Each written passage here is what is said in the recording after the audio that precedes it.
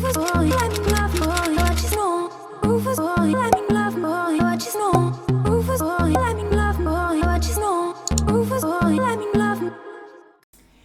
tout le monde, on se retrouve aujourd'hui pour une nouvelle vidéo où je vais vous parler de mes études en psychologie. Donc dans cette vidéo, je vais vous dire pourquoi j'ai décidé de m'orienter vers la psychologie et ensuite je vais vous parler de mes 2 premières années dans cette licence puisque actuellement je suis en 3e et dernière année. À la fin de l'année, je pense que je vous ferai une vidéo sur ma dernière année de licence parce que c'est une année qui est à part puisque c'est la sélection pour les masters, on a un mémoire à préparer, des stages à faire, etc. Donc je vous ferai une vidéo complète au mois de juin dans ces eaux-là. Alors on commence avec la question de pourquoi est-ce que j'ai choisi de faire une licence de psychologie. À la base, moi, ce qui m'intéressait, c'était de faire une licence d'anglais. Depuis que je suis arrivée au lycée, je me suis découvert une passion pour l'anglais, j'adorais l'entendre, j'adorais le pratiquer. Mes moyennes en général tournaient entre 16 et 20 et franchement j'adorais ça, donc pour moi c'est ce que je pensais faire. En terminale, je sais pas si ça existe encore vu qu'il y a pas mal de réformes pour les lycées, mais on avait une journée du lycéen où en fait le lycée banalisait une journée pour que les élèves puissent aller voir la présentation des différentes filières qu'ils pensaient intégrer. Donc ça marchait pour l'université mais aussi pour des écoles, etc. Et du coup j'avais décidé donc d'aller à la présentation de la licence d'anglais mais aussi de la licence de psychologie, puisque à l'époque j'avais une amie qui voulait rentrer dans cette licence là et elle pouvait pas assister à la présentation, donc j'avais décidé de m'inscrire pour prendre les informations à sa place. Il s'avère que durant cette journée j'ai pas du tout aimé la présentation de la licence d'anglais parce que alors c'est une licence de langue à la base et puis vous choisissez votre langue principale, donc il y a de l'anglais, il y a de l'espagnol, de l'allemand, il y a des langues scandinaves, des langues nordiques, il y a des langues du chinois, etc.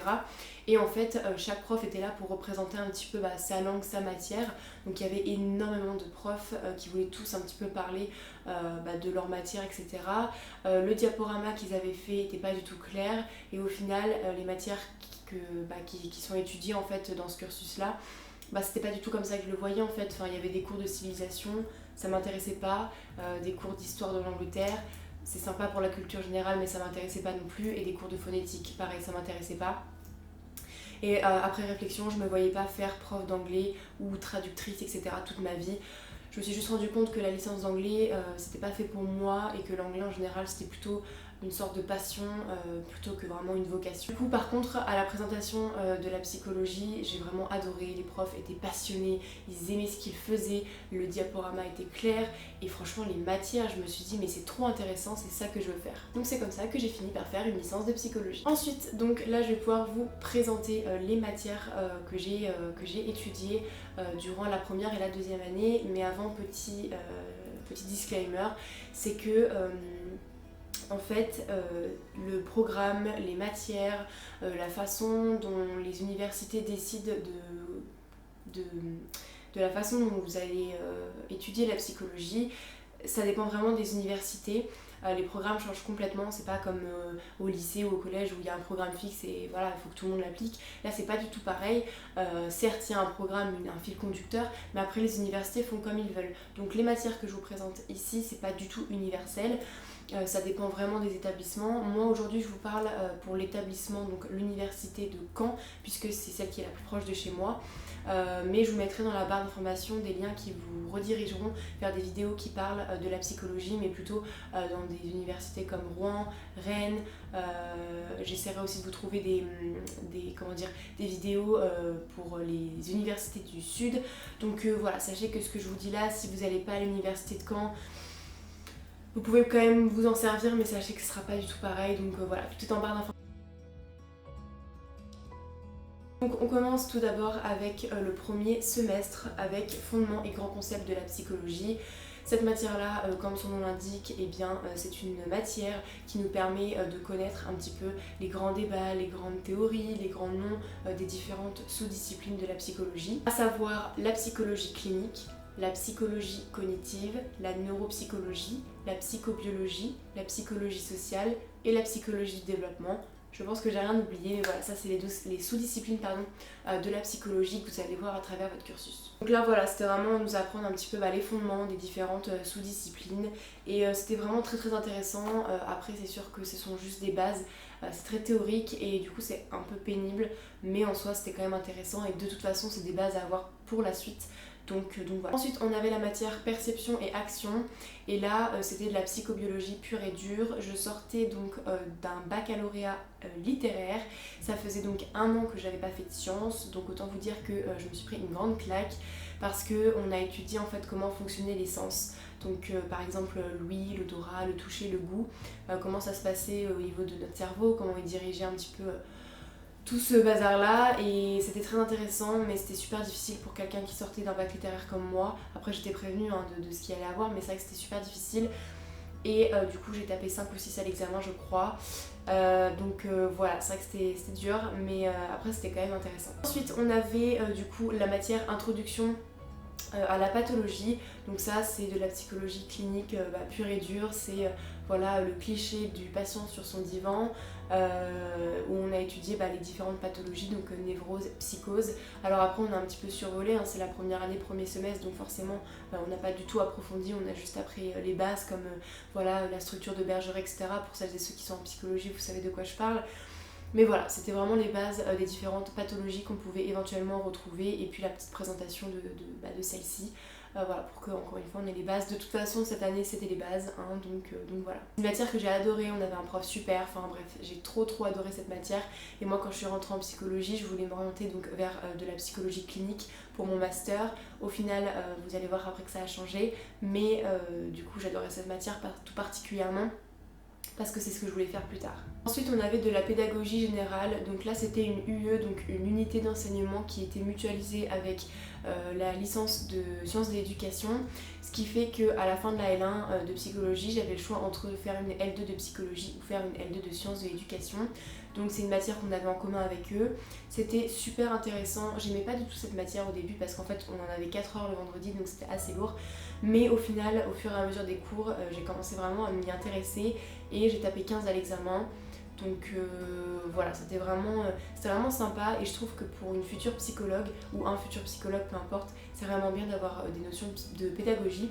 Donc dans cette matière-là, on a appris tout simplement les fondements, les grands noms, les grands débats de la pédagogie, comment l'école qu'on connaît maintenant en est arrivée là avec ses différentes lois, etc. Donc c'était vraiment sympa. Ensuite on a donc la dernière matière qui n'est pas concernée par les partiels puisque c'est évalué en contrôle continu. C'est ce qu'on appelle les compétences transversales avec l'anglais, les statistiques et la méthodologie. Donc, les objectifs sont différents selon les années et les semestres. Mais voilà, ces 3 matières, en fait on les a à tous les semestres de toutes les années en fait. Pour nous faire évoluer donc, dans l'anglais, puisqu'il faut savoir que la langue universelle pour les documents scientifiques c'est l'anglais, donc il faut avoir quand même des bonnes bases parce qu'en L3 nos documents sont uniquement en anglais. Après les statistiques, forcément on va en avoir besoin pour après quand on fait des évaluations notamment en neuropsychologie, etc. Et puis la méthodologie, ça dépend encore une fois des années, mais là par exemple pour ce semestre là c'était apprendre à se servir du logiciel. On arrive ensuite au second semestre, donc là on a commencé avec du développement au cours de la vie, donc ça c'est de la psychologie du développement. Alors la psychosociale et la psycho du développement c'est 2 matières que j'aime le moins, je sais pas pourquoi mais ça m'intéresse mais juste j'ai moins d'affinité avec.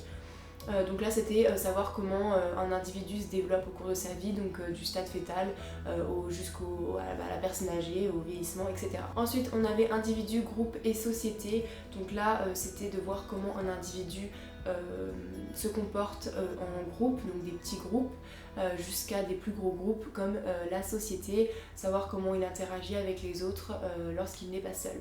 On avait ensuite donc interaction et communication.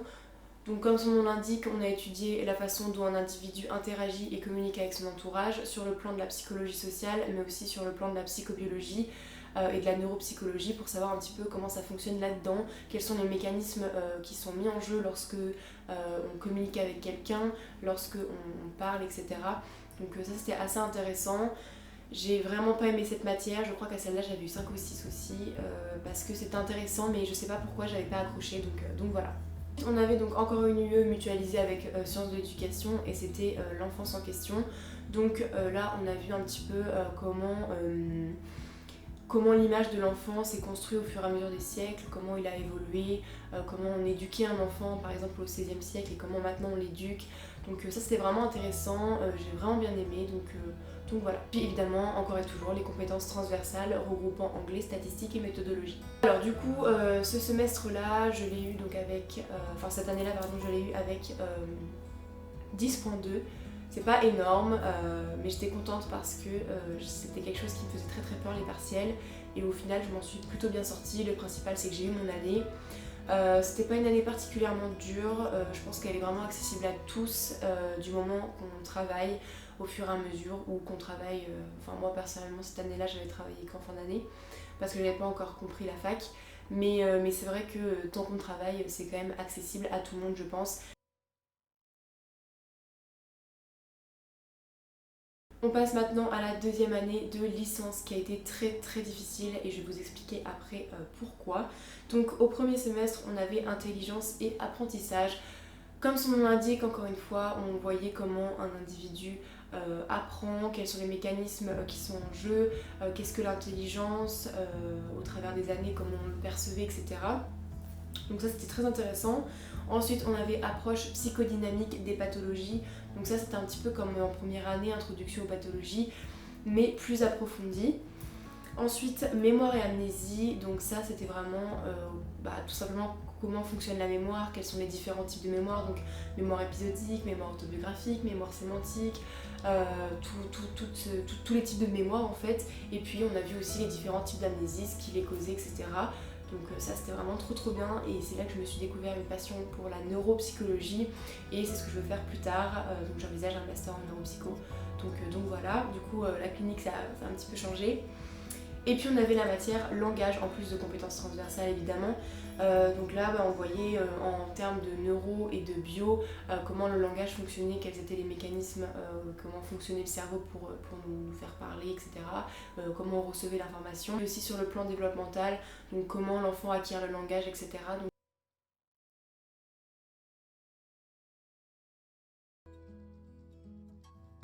Et puis le deuxième semestre de L2, là par contre j'étais clairement pas prête.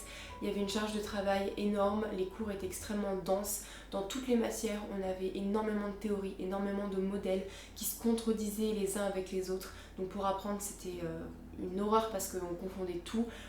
C'était vraiment très difficile comme semestre. Donc on avait relations et interactions, donc là c'était de la psychologie sociale, à savoir comment un individu interagit avec autrui. On avait ensuite attention, fonction exécutive et mémoire de travail, donc ça c'était de la neurologie et de la psychocognitive. Donc on voyait les fonctions exécutives, les différents types de fonctions exécutives et comment ça marchait, etc. Comment fonctionnait l'attention et puis on a approfondi forcément comment fonctionnait la mémoire de travail, donc voilà. Ensuite on avait émotion, psychophysiologie et psychopharmacologie. Là c'était une grosse matière, j'ai eu 11 à l'examen, je sais toujours pas comment j'ai fait parce que c'était super difficile comme matière, on avait de tout dedans, on avait de la sociale parce que savoir comment l'émotion se fait sur notre visage, comment les émotions sont perçues par autrui, comment les reconnaître, on a vu beaucoup de modèles, et puis évidemment sur le plan biologique, comment les émotions se font, quels sont les différents circuits de notre cerveau qui nous permettent de créer une émotion, quel circuit est activé quand on ressent de la tristesse, quel circuit est activé quand on ressent de la peur. Donc voilà, ça c'était super intéressant mais c'était vraiment super difficile. Heureusement j'ai réussi, mais c'est vrai que c'était très dense comme matière. Pour terminer, normes et jugements, la pire matière franchement de toutes mes années que j'ai faites, c'est celle que j'ai le plus détestée parce que tout simplement c'était vraiment de la psychologie sociale, mais vraiment, et je déteste ça. C'est intéressant mais moi c'est pas ce que je préfère et c'était vraiment trop nul à apprendre en fait. C'est ça qui a posé problème dans ce semestre, c'est que c'était beaucoup de développement et de social et c'est ce que j'aime le moins dans les sous-disciplines de la psychologie. Du coup apprendre c'est moins passionnant donc t'as moins envie de t'y mettre. Enfin voilà, c'est toujours plus facile d'apprendre quelque chose que tu aimes, donc là c'était vraiment compliqué et franchement c'était très lourd. Encore une fois il y avait beaucoup de théories, beaucoup de modèles à apprendre, enfin c'était super lourd comme matière et ouais, j'ai pas du tout aimé en fait. Globalement, le ressenti de cette deuxième année, comme je vous l'ai dit, c'était très difficile pour les raisons que j'ai déjà énoncées. Je l'ai quand même finalement eu à 10-4 avec beaucoup d'aventures et de boss et voilà, comment dire, d'obstacles, etc. Donc voilà, c'était vraiment très très compliqué. Mais j'ai quand même réussi, je suis quand même réussi à aller en L3, donc je suis quand même contente. Tout le monde, cette vidéo est maintenant terminée, j'espère vraiment qu'elle vous aura plu. Comme je vous ai dit, je compte vous faire une vidéo sur ma dernière année, mais ça sera en fin d'année quand j'aurai fini mes stages, mon mémoire, enfin que tout sera bien. Si vous avez aimé la vidéo, n'hésitez pas à la liker et si jamais le contenu que je produis vous plaît, n'hésitez pas à vous abonner et à activer la cloche pour recevoir toutes les notifications quand je sors une nouvelle vidéo. Enfin, moi je vous dis à vendredi prochain et puis prenez soin de vous. Bye. Rufus boy, let me love boy, what you know. Rufus boy, let me love boy, what you know. Rufus boy, let me